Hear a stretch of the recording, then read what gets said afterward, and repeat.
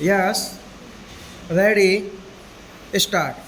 I have been deeply moved the way you have introduced me, but this visit of mine has been a visit which will go down in my mind as the most memorable event. Everywhere I went, right from the president to the houses of Congress and now to this most prestigious institution that the National Press Club is. I have received and I felt that I am in the company of very intimate friends, and I know that's a tribute not to meet personally but to the country that I represent, an India that is now trying to seek its social and economic salvation in the framework of an open society and an open polity. So I thank you very much for this very warm welcome. Of course, it is an understatement that I am absolutely delighted to join you this afternoon. I know something about the great weight that the National Press Club enjoys in the world of journalism that you have done me this honor. I am most grateful to you for this. I thank you for this invitation to share my thoughts on our country's shop hopes, aspirations, and the challenges we face. And now, working together, India and America can help us to meet those challenges so that in the process we begin a new chapter in the history of Indo American relations.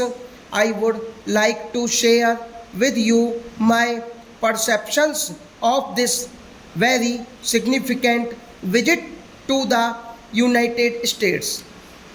My discussions with President, the members of his cabinet, and with members of the US Congress have convinced me that on the journey we have embarked upon towards a future of hope for our people, America would be both a friend and a very important partner.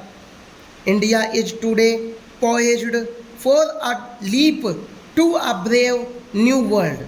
A sustained growth of over 6% per annum for the last 15 years, now reaching 7% per annum, is fundamentally transforming our economy and our society.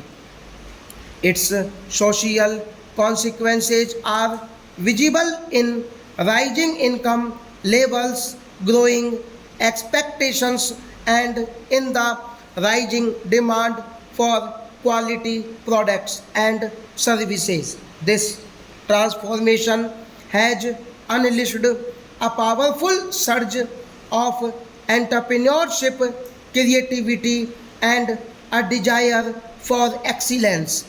Our growing involvement with the global economy and society, expanding foreign trade, reputation for services and activities of our world class firms are one facet of this change that is now sweeping our country. We strive to address the needs of every citizen, ensuring their education and well being, and giving them a decent livelihood on every score. Their demands rise as each year's achievements become the benchmark for forward movement. The next time Basic needs of all have to be met, even as more ambitious hopes of the aspiring are released. Sustaining growth impulses has to be accompanied by policies aimed at ensuring that change is sufficiently inclusive and benefits of development are indeed available to all our citizens. In the past, our ties with the United States have benefited India greatly. Yesterday, when I addressed the members of US Congress, I recalled with gratitude the contribution that the United States had made in ushering in the Green Revolution in our country.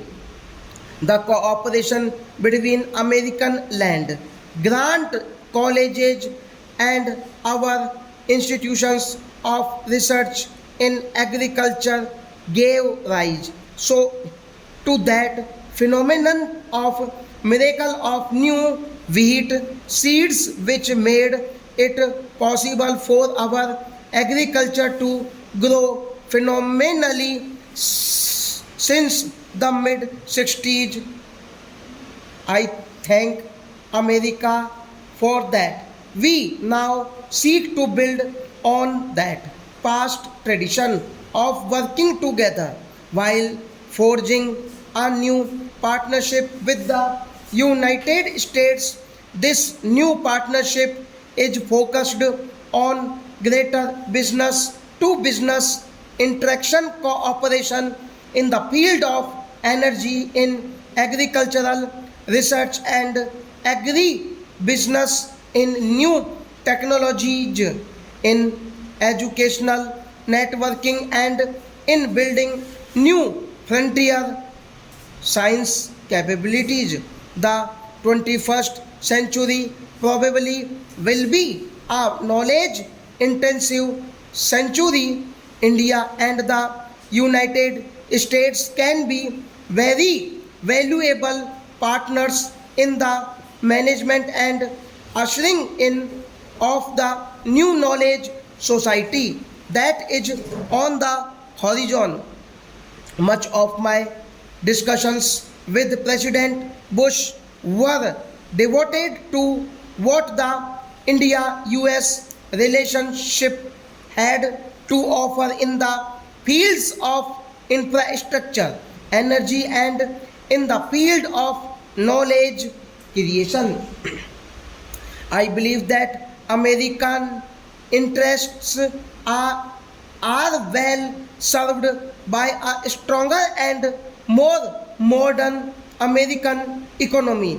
Many of the initiatives that we announced yesterday on agricultural research, on nanoscience, or on innovative technologies reflect this shared belief of the President and myself. I am convinced that steps that we have taken will lead to long-term partnership between India and the United States to our great mutual benefit. Access to energy resources in an issue of particular importance to our relationship, and our newly constituted energy dialogue is focused precisely on this issue. Our current dependence on hydrocarbons will have to be diversified in favor of a broader energy mix. I discussed with the President prospects for the resumption of our cooperation on civilian nuclear energy. The United States, I believe, is not only cognizant of our energy requirements but appreciative of the role of India. Stop.